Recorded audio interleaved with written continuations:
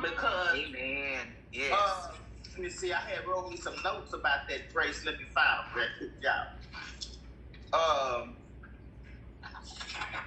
Yeah, because it talks about grace. We say grace is the unmerited favor of God, and so God told Paul, He said, even though the thorn is in your flesh, you yet have my favor. So even though we may have thorns in our flesh, we still have God's favor, because he says, my grace, His grace, that's His favor, that's His unmerited favor. He said His grace is sufficient. That means His grace is not just enough.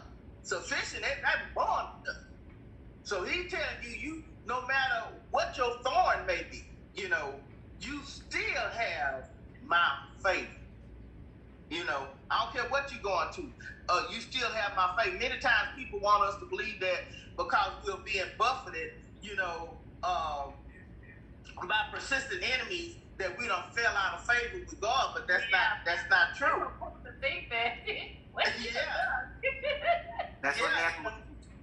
Job didn't fall out of favor with God, but they thought that he did. His friends, they were ready, and your friends and his wife, they just throwing him up under the bus. I mean, they was, what did you do? Nothing. Nothing. But the thing about Job, when you think about it, the Bible say that the sons of God had came before God, and there was Satan right there in the midst of it. Yes. Now, he knew that God wasn't gonna mistake him, because God knew who he was. But he didn't come there to try to fool God. He came there to fool the other sons of God. Because he camouflaged himself as an angel of light. And we know ain't no light in him. Oh, Lord. No.